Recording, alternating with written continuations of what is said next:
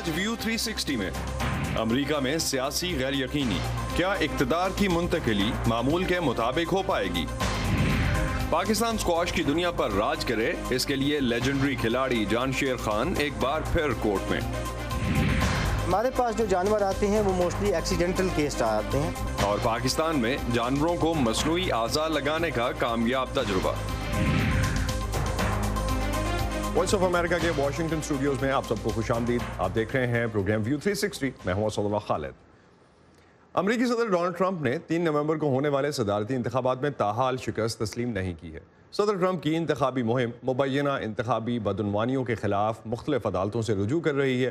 صدر ٹرمپ نے ثبوت فراہم کیے بغیر یہ دعویٰ کر رکھا ہے کہ انتخابات میں بڑے پیمانے پر ووٹرز فراڈ اور دیگر انتخابی بے ضابطگیاں ہوئی ہیں۔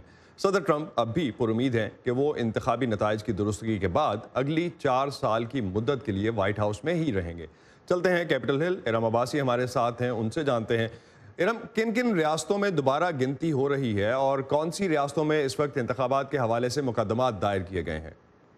جی سر، جیسے کہ آپ نے بات کی کہ پریزیڈنٹ ٹرمپ جو ہیں وہ کنسیڈ نہیں کر رہے اور وہ اب تک جو ہے اپنی جسے کہتے ہیں نا کہ ہار غیر حتمی نتائج کے مطابق تسلیم نہیں کر رہے۔ پینسلوینیا میں ایک اور لا سوٹ جو ہے وہ فائل کیا گیا ہے ریپبلکنز کی جانب سے، جس میں ان کا یہ موقف ہے کہ سرٹیفیکیشن جو الیکشن ریزلٹس کی ہے اس کو روکا جائے۔ اور یہ بھی ساتھ ساتھ بتاتے چلوں کہ الاسکا میں پریزیڈنٹ ٹرمپ غیر حتمی نتائج کے مطابق جیت چکے ہیں، جس کے بعد اب ان کے الیکٹورل ووٹس جو ہیں وہ 217 ہو گئے ہیں۔ اور جیسے کہ ہم جانتے ہیں کہ جیتنے کے لیے امریکی سیاست میں اور نئے امریکی صدر بننے کے لیے آپ کو 270 درکار ہوتے ہیں الیکٹورل ووٹس، اور جو بائیڈن کے پاس اس وقت 279 الیکٹورل ووٹس ہیں۔ جارجیا، ایریزونا، نارتھ کیرولائنا وہ اسٹیٹس ہیں جہاں سے ابھی تک حتمی نتائج نہیں آئے کہ وہاں پہ فاتح کون قرار پایا ہے۔ لیکن اگر ہم جارجیا کی بات کریں جو کہ ایک اہم بیٹل گراؤنڈ رہا ہے اور ہمیشہ سے رہتا ہے، اس مرتبہ بھی جارجیا میں جو ہے پریزیڈنٹ ٹرمپ نے یہ کہا کہ وہ وہاں پر اپنی ہار کو تسلیم نہیں کرتے، جس کے بعد الیکشن آفیشلز نے یہ فیصلہ کیا ہے کہ وہاں پر جو ہے ووٹوں کی گنتی دوبارہ ہوگی اور ہینڈ آڈٹ ہوگا، یعنی ہاتھوں سے ووٹ جو ہے وہ دوبارہ گنتی کیے جائیں گے۔ اب تک جو بائیڈن جو ہے الیکٹ پریزیڈنٹ وہ جارجیا میں لیڈ کر رہے ہیں 14,112 ووٹس کے ساتھ، جبکہ ٹوٹل ووٹ جو ہے وہ 5 ملین ووٹس جارجیا میں پڑے ہیں۔ اور یہ وہ ریاست ہے جہاں پہ ڈیموکریٹس 1992 سے نہیں جیتے ہیں۔ تو یہاں پر جیسا کہ آپ نے پوچھا کہ کون سی ریاستیں ہیں، تو جارجیا بھی وہ ریاست بن گئی ہے جہاں پر ووٹوں کی گنتی دوبارہ ہوگی۔ بہت شکریہ ائرم ہمیں اس حوالے سے اپڈیٹ کرنے کا۔ نومنتخب امریکی صدر جو بائیڈن ٹرمپ انتظامیہ کی جانب سے اقتدار کی منتقلی کے عمل کا آغاز نہ کرنے کو شرمناک قرار دے رہے ہیں، مگر صدر ٹرمپ کی ریپبلکن پارٹی کے اہم رہنما صدر کے ساتھ کھڑے ہیں اور ایک ایسی قانونی جنگ میں ان کی حمایت کرتے نظر آتے ہیں جس میں صدر کا جیتنا خاصا مشکل نظر آ رہا ہے۔ واشنگٹن میں جاری رہنے والا یہ تنازع دنیا دیکھ رہی ہے، مگر ریپبلکن سیاسی لیڈرز کا کہنا ہے کہ صدر اپنا حق استعمال کر رہے ہیں۔ میں آپ کو اور آپ کی نو منتخب نائب صدر کاملا ہیرس کو مبارکباد دیتا ہوں۔ میں نو منتخب صدر جو بائیڈن اور کاملا ہیرس کو مبارکباد پیش کرتا ہوں۔ برطانوی وزیر اعظم بورس جانسن اور فرانسیسی صدر ایمانوئل میکرون سمیت عالمی رہنماؤں نے جو بائیڈن کو ان کی متوقع کامیابی پر مبارکباد دی، لیکن امریکہ میں کہانی ذرا مختلف ہے۔ ٹرمپ انتظامیہ کی دوسری صدارتی مدت کی جانب خوش اسلوب منتقلی ہوگی۔ ملک کے اعلیٰ سفارتکار مائک پامپیو نے الیکشن کے نتائج ماننے سے انکار کرتے ہوئے صدر ڈونلڈ ٹرمپ کے صرف قانونی ووٹوں کی گنتی کے مطالبے کو دہرایا۔ یہ اصطلاح ان کے اب تک کے ان بے بنیاد الزامات کو آگے بڑھانے کے لیے استعمال کی جا رہی ہے کہ ڈیموکریٹس نے الیکشن میں دھاندلی کی ہے۔ صدر یا وزیر خارجہ مائک پامپیو کی جانب سے الزامات کا کوئی ثبوت نہیں ہے۔ منگل کے روز جو بائیڈن نے ٹرمپ کی جانب سے شکست تسلیم کرنے سے انکار کو باعث شرمندگی قرار دیا۔ ان کا اس وقت ہماری جیت کو تسلیم کرنے سے انکار ہماری منصوبہ بندی اور اب سے جنوری 20 تک ہم جو کرنا چاہتے ہیں اس سب پر یہ اثر انداز نہیں ہوگا۔ ریپبلکنز کے صرف مٹھی بھر سینیٹرز نے جو بائیڈن اور کاملا ہیرس کو مبارکباد دی ہے، اور ان میں آخری ریپبلکن صدر جارج ڈبلیو بش بھی شامل ہیں، لیکن پارٹی کے رہنما ٹرمپ کا ساتھ دے رہے ہیں۔ صدر ٹرمپ 100% درست ہیں۔ इन्हें बेज़ाब्तियों और अपनी कानूनी ऑप्शंस का पूरा हक है। रिपब्लिकन स्ट्रेटेजिस्ट रॉब स्टट्समैन के मुताबिक ज्यादातर रिपब्लिकन्स निजी तौर पर तस्लीम करते हैं कि बाइडेन ही अगले सदर होंगे, लेकिन वो ट्रंप को चैलेंज नहीं करना चाहते। Well, the political calculation is you don't want to get on the सियासी हिसाब किताब के मुताबिक आप डोनाल्ड ट्रंप के साथ इख्तलाफ में पड़ना ही नहीं चाहते, जो महज एक ट्वीट के जरिए करीबन निस्फ सदी रिपब्लिकन पार्टी के अताब का रुख आपकी जानिब कर देंगे। कोई भी ये सरदर्द नहीं चाहता। 20 जनवरी को होने वाली हल्फ बर्दारी की तकरीब की तैयारी शुरू हो गई है, लेकिन बाकायदा इख्तदार की मुंतकिली का अमल उस वक्त तक शुरू नहीं होगा जब तक सदर ट्रंप की जानिब से तैनात की गई फेडरल जनरल सर्विसेज एडमिनिस्ट्रेशन की एडमिनिस्ट्रेटर इसका ऐलान नहीं करेंगी, और उन्होंने अब तक ऐसा नहीं किया। ट्रंप इंतजामिया की तरफ से ताउन न मिलने पर साबिक नायब सदर जो बाइडेन का दहाइयों का सियासी तजुर्बा इस मामले में अहम किरदार अदा कर सकता है। वो व्हाइट हाउस और इसकी एग्जीक्यूटिव शाख में होने वाली ब्यूरोक्रेसी से अच्छी तरह वाकिफ हैं, इसलिए वो इक़्तिदार की मुंतकिली की अपनी टीम में वाशिंगटन के तजर्बेकार अफराद शामिल करेंगे। मंगल के रोज जो बाइडेन की टीम ने उन लोगों के नाम जारी किए हैं जो तमाम सरकारी महकमों को देखेंगे और इक़्तिदार की खुश असलूब मुंतकिली यकीनी बनाएंगे। पैट्सी विडाकुस्वारा के साथ नुखबत मलिक, वॉइस ऑफ अमेरिका। सदारती इंतखाबात के गैर हतमी और गैर सरकारी नताइज के मुताबिक अमरीका की 47 रियासतों के नताइज सामने आए। जो बाइडेन को 279 और सदर ट्रंप को 217 इलेक्टोरल वोट्स हासिल हुए हैं। गैर सरकारी नताइज के मुताबिक जो बाइडेन अमरीका के 46वें सदर मुंतखब हुए हैं, जबकि सदर ट्रंप मुसलसल धांधली के इल्ज़ामात आयद कर रहे हैं। ये कितने गैर मामूली हालात हैं और ऐसे वक्त में इंतकाले इक़्तिदार के हवाले से क्या कोई मुश्किलात पेश आ सकती हैं, ख़ास तौर पर जब आइनी तौर पर सदर ट्रंप और उनके हामियों की तरफ से अदालतों से रुजू किया जा रहा है।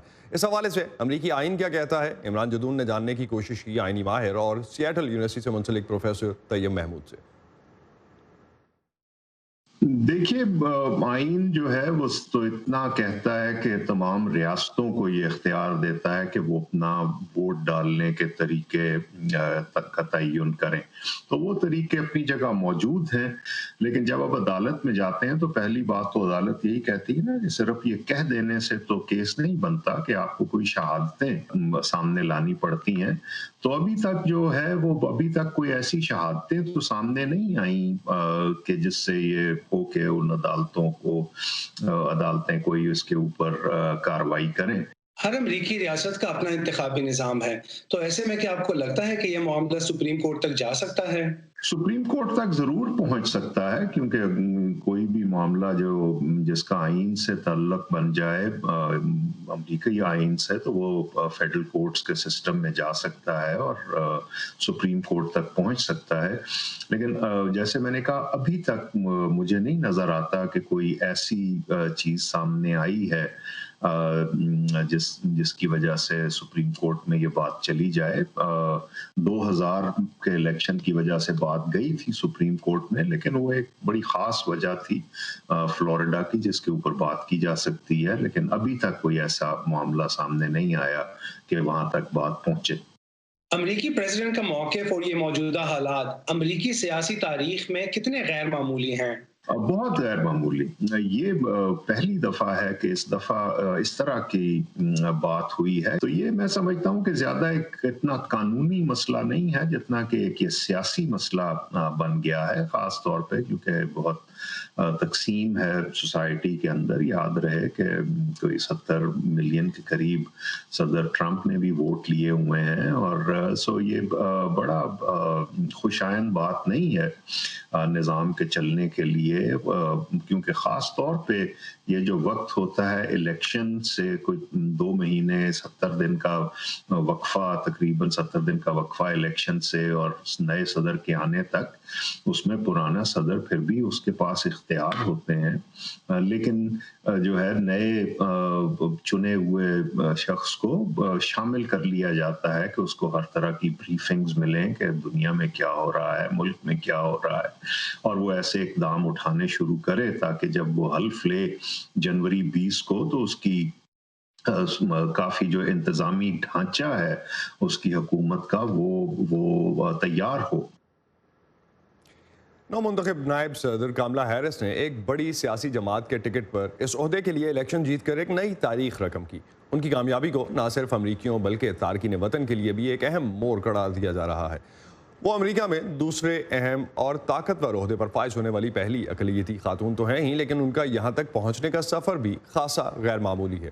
آئیے دیکھتے ہیں ان کے اس سفر کے کچھ اہم لمحات. امریکہ میں یہ ایک تاریخی لمحہ تھا. While I may be the first woman in this office, I will not be the last. 56 سالہ کاملا ہیرس نے اپنے ساتھی امیدوار اور نومنتخب صدر جو بائیڈن اور ووٹرز کا شکریہ ادا کیا، جنہوں نے پہلی سیاہ فام اور بھارتی نژاد خاتون کے طور پر امریکی نائب صدر کے لیے ان کا انتخاب کیا. ہمارے پاس سپریم کورٹ میں خواتین تھیں، ہمارے پاس نینسی پیلوسی کانگریس میں ہاؤس کی اسپیکر کی حیثیت سے موجود ہیں، لیکن انتظامیہ میں کبھی بھی کوئی خاتون نائب صدر نہیں بنی. صدر تو ابھی بھی نہیں. نہ صرف یہ بلکہ ایک بہتر مستقبل کی تلاش میں امریکہ آنے والے مہاجر والدین کی ایک سیاہ فام بیٹی. بھارتی والدہ اور جمیکا سے تعلق رکھنے والے والد کی بیٹی کاملا ہیرس کیلیفورنیا کے شہر آکلینڈ میں پلی بڑھی. ان کے اس اسکول میں جہاں انہیں اس زمانے میں نسلی تعصب کے خاتمے کی کوششوں کے تحت تعلیم حاصل کرنے کا موقع ملا، وہاں اب ان کی ایک بہت بڑی پینٹنگ لگائی گئی ہے.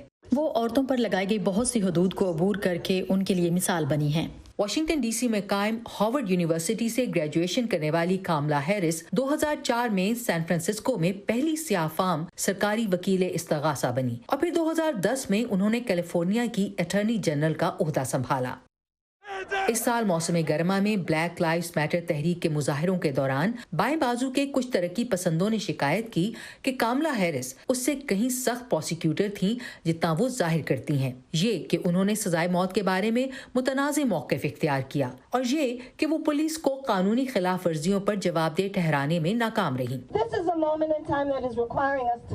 کاملا ہیرس نے پہلی بار اس وقت تاریخ رقم کی جب وہ کیلیفورنیا سے امریکی سینٹ کے لیے منتخب ہوئیں. ضروری ہے کہ لوگ ایسے لوگوں کو عہدوں پر دیکھیں جو انہیں اپنے جیسے دکھتے ہیں. اکثر اپنے سوتیلی ماں اور خالہ ہونے کے کردار کا ذکر کرنے والی کاملا ہیرس کے شوہر ڈگ ایم ہاف ایک وکیل ہیں. وہ اب امریکہ کے صاحب دوئم یا سیکنڈ جینٹلمین کہلائیں گے، اور یہ وائٹ ہاؤس کی تاریخ میں ایک بالکل نیا عہدہ ہوگا. اور جہاں ایک طرف ایک نائب صدر کا سب سے اہم کام صدر کی جانب سے ضرورت پڑنے پر ہمیشہ تیار رہنا ہے، وہیں ماہرین کہتے ہیں کہ کاملا اپنی جانب سے رقم کی گئی تاریخ کا فائدہ بھی اٹھائیں گی. وہ امریکہ کے ایک مدبر نمائندے کا کردار ادا کر سکتی ہیں، لیکن میرا خیال ہے وہ امریکہ کے اندر بھی سفر کریں گی. کاملا ہیرس کی کامیابی کی خوشی امریکہ کے ساتھ دنیا کے دوسرے کنارے پر واقع بھارت میں ان کے آبائی گاؤں میں بھی زور و شور سے منائی گئی. کیتھرین جپسن کے ساتھ Ayesha Khalid, Voice of America.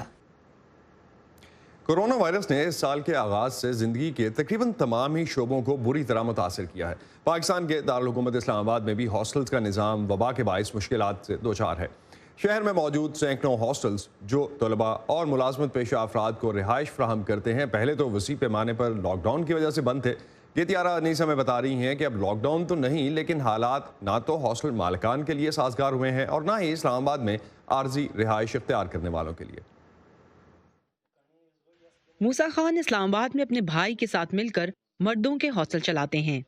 Covid کی وجہ سے ہاسٹلز کو بند کرنا ضروری تھا، مگر دفاتر اور تعلیمی ادارے کھل جانے کے باوجود ان کی پریشانی میں کمی نہیں آئی. موسیٰ کا کہنا ہے کہ غیر یقینی کی وجہ سے زیادہ تر لوگ اب بھی شہر واپس نہیں آ رہے. ایک تو یہ ہے کہ ہم جب منتھلی بیسس پہ اپنے ایکسپینسز دیکھتے ہیں جو کووڈ سے پہلے ہوتے تھے ابھی کووڈ کے بعد ہو رہے ہیں، تو وہ تقریباً ڈبل سے زیادہ ہو گئے ہیں. رینٹ بڑھاتے ہیں تو ان کے لیے بھی وہ نہیں ہوتا کہ مطلب برداشت کر سکے. پھر سے چونکہ ڈیلی بیسس پہ ہم نوٹیفیکیشنز دیکھتے ہیں کہ یہاں پہ اسکولز بند کیے، یہاں پہ کالجز بند کیے. کل بھی مجھے ایک لڑکے نے فون کیا کہ میں ٹویٹر پہ دیکھ رہا تھا ڈی سی صاحب کی ایک نوٹیفیکیشن کہ یہ سیکٹرز یہ بند کیے اسلام آباد میں، تو یہ G10 میں بھی مطلب یہ مسائل ہیں، تو کیا میں آ سکتا ہوں یا نہیں؟ کرونا وائرس کے سبب لاک ڈاؤن یوں تو ختم ہو چکا ہے، لیکن وبا کی دوسری لہر کی وجہ سے سینکڑوں ہاسٹل اب بھی خالی پڑے ہیں یا آدھے سے بھی کم گنجائش پر کام کر رہے ہیں. ہاسٹل مالکان کے مطابق وہ عمارتوں کے کرائے اور بلز ادا نہیں کر پا رہے. کسی کے 4-5 ہاسٹل ہے تو ظاہری بات ہے اس کا جو رینٹ ہوتا ہے ماہوار تو وہ بڑھتا ہے نا، کیونکہ اگر میرے اوپر جو ہے نا 1 مہینے کا رینٹ آ گیا ہے تو اس کے اوپر 5-6 ہاسٹلوں کا رینٹ آئے گا، تو مطلب اس کو بہت زیادہ نقصان ہوا ہے. کافی لوگوں نے جو ہے نا ہاسٹل ختم کر لیے. دوسری طرف شہر میں عارضی رہائش تلاش کرنے والے بھی مشکل میں ہیں.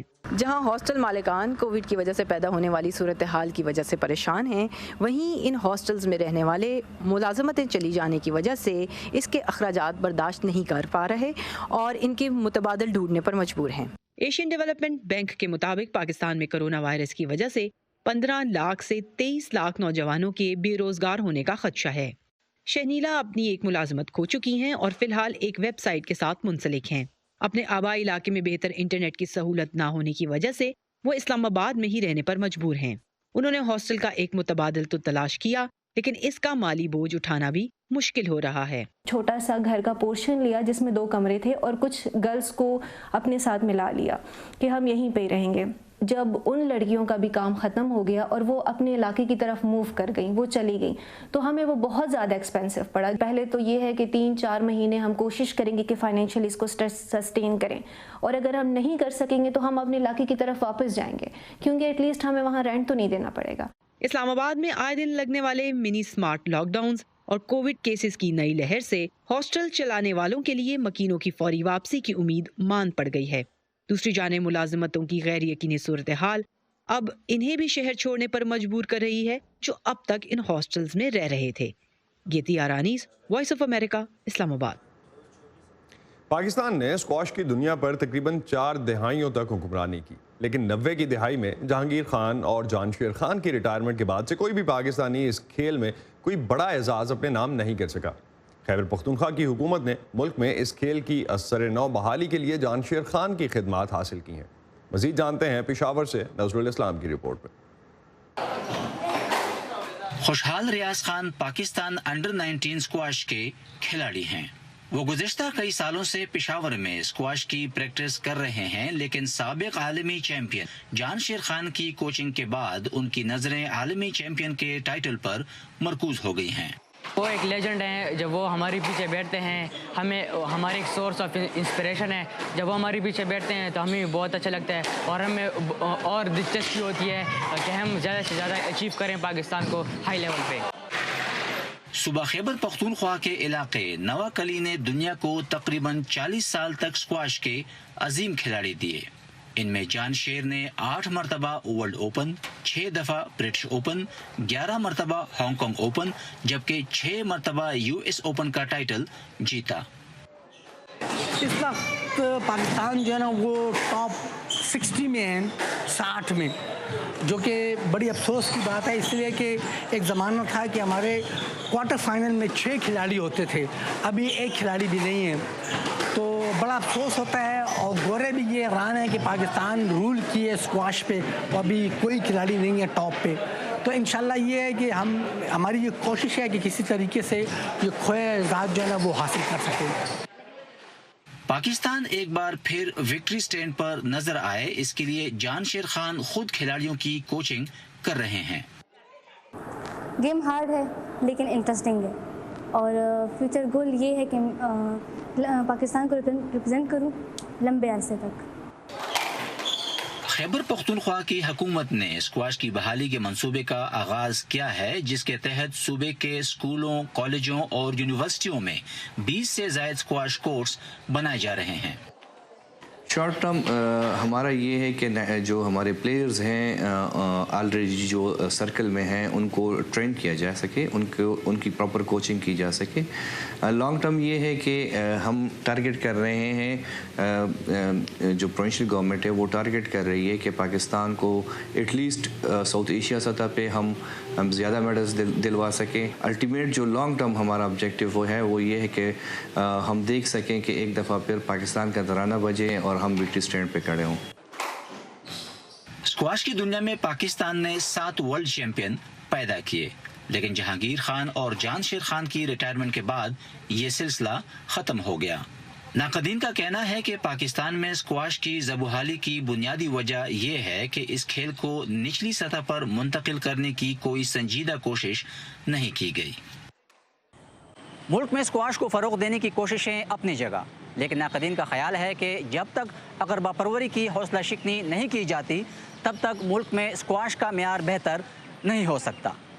نئے 4 اسکواش کورٹ بن گئے ہیں یہاں پر قمر زمان اسکواش کمپلیکس میں، نئے ابھی بنے ہیں، ابھی ریسنٹلی لاسٹ منتھ اس کی جو ہے وہ ابتدا ہوئی ہے۔ اس میں نیم پلیٹس لگے ہوئے ہیں اور وہ پلیئر جو کہ باقاعدہ سے انٹری لے کر آتے ہیں اور وہ پر منتھ دے رہے ہیں، ان کی حق تلفی ہوتی ہے، وہ جگہ پہ بیٹھے ہوتے ہیں اور ماما کاکا اور یہ چیزیں جو ہیں وہ سارے کھیل رہے ہوتے ہیں بیچ میں، حالانکہ وہ اس ایج گروپ میں یا ان کا آنے والا ٹائم جو ہے وہ پاس ہو چکا ہے۔ جانشیر خان کہتے ہیں کہ ملک میں ٹیلنٹ کی کوئی کمی نہیں ہے اور اسی لیے انہیں امید ہے کہ آنے والے چند سالوں میں پاکستان ایک بار پھر اس کھیل میں نمایاں مقام پر کھڑا ہوگا۔ نظر الاسلام، وائس آف امریکہ، پشاور۔ بازو یا ٹانگ سے محروم انسانوں کے لیے مصنوعی اعضاء کے بارے میں تو آپ جانتے ہی ہوں گے، لیکن پاکستان میں معذور جانوروں کے لیے مصنوعی اعضاء کی پیوند کاری عام نہیں ہے۔ جانوروں کے حقوق کے تحفظ کے لیے کام کرنے والے ادارے SPCA نے 2 معذور گدھوں کو لوہے کا پاؤں لگانے کا کامیاب تجربہ کیا۔ تفصیل جانتے ہیں لاہور سے سمن خان کی رپورٹ میں۔ جانوروں کی فلاح کے لیے کام کرنے والے ادارے SPCA کے احاطے میں گھومتا پھرتا یہ گدھا بغیر سہارے کے نہیں چل سکتا تھا۔ سڑک پر ہونے والے ایک حادثے میں اس گدھے نے اپنی ٹانگ کھو دی تھی۔ اطلاع ملنے پر SPCA کی فیلڈ ٹیم اسے یہاں لے آئی۔ ادارے نے معذور گدھے کو مصنوعی ٹانگ لگانے کا فیصلہ کیا اور 1500 روپے میں لوہے کا ایک ایسا فریم تیار کیا جسے گدھے کی ٹانگ کے اوپر کے حصے سے باندھا گیا اور اب گدھا خود چلنے کے قابل ہو گیا ہے۔ یہ دوسرا ایسا کامیاب آپریشن ہے جو ڈاکٹر طلحہ اور ان کی ٹیم نے سر انجام دیا ہے۔ اس سے پہلے ایک معذور گدھے کو 1 ماہ زیر نگرانی رکھنے کے بعد لائف سٹاک فارم پر منتقل کر دیا گیا تھا۔ ہم نے اس کو ایک ایسی جگہ پہ شفٹ کیا ہے جہاں پہ اس کو کوئی ڈسٹرب نہ کر سکے، کوئی اس کی ٹانگ اتار کے نہ لے جائے۔ ایک تو ہمیں پکے فرش پہ اس کو نہیں رکھ سکتے، کچے فرش پہ رہنا ہے اور نارمل جگہ پہ ہو تاکہ وہ اپنی زندگی اپنے احسن طریقے سے گزار سکے۔ میں نے تو یہ جو لیگ لگائی ہے یہ انڈیا کو کاپی کی ہے۔ انڈیا میں یہ ماڈل آلریڈی چل رہا ہے اور وہ لوگ اس کو یوز کر رہے ہیں، میں نے اسی کو کاپی کیا ہے کیونکہ یہ اکنامیکل ہے۔ پاکستان میں اکثر مال بردار جانوروں کو حادثات میں زخمی یا معذور ہونے پر لاوارث چھوڑ دیا جاتا ہے۔ جانور یا تو زخموں کی تاب نہ لاتے ہوئے قدرتی موت مر جاتا ہے یا پھر اس کی مشکل آسان کرنے کے لیے کوئی ادارہ اسے زہر دے کر مار دیتا ہے۔ ڈنکی کو تو ہاتھ لگانا کوئی گوارا نہیں کرتا کہ میں ڈنکی کا ڈاکٹر ہوں، میں اس کا بھی جو ہے نا علاج کروں۔ ہمارے پاس جو جانور آتے ہیں وہ موسٹلی ایکسیڈنٹل کیس آتے ہیں، جو روڈز پہ ایکسیڈنٹ ہو جاتے ہیں، اور کچھ ایسے آتے ہیں جن کی ٹانگیں ناکارہ ہو گئی ہیں۔ اگر نہ کرتے ٹوٹی ہوئی ہڈی کے ساتھ چلتا ہوا اور پین کی کنڈیشن میں، درد اور تکلیف میں اپنی زندگی گزار کے مر جاتا ہے اور اس میں کیڑے پڑ جاتے ہیں۔ اسی ادارے میں سفید موتیے سے متاثرہ جانور بھی موجود ہے جو تجربہ کار ڈاکٹر اور متعلقہ طبی آلات کا منتظر ہے۔ دیز آر ایکسپینسو تھنگ اور ماڈرنائزیشن کی اس میں بہت زیادہ ضرورت ہے، اور ہمارے فیلڈ میں ویٹنری سرجری میں اور ہماری اس میں بہت نئی چیزیں ہیں جو کہ یہاں پہ اڈاپٹ کی جا سکتی ہیں۔ There should be very good hospital اور اس پہ ڈائگنوسٹک فیسلٹیز، ایکس ریز اور الٹرا ساؤنڈ اور لیبارٹری ٹیسٹ اور کلینکل سروسز اور بہتر ہونی چاہیے۔ لوگ اس کو فنڈ کریں اور اس میں ہم سب ماڈرن فیسلٹیز لے کے آئیں۔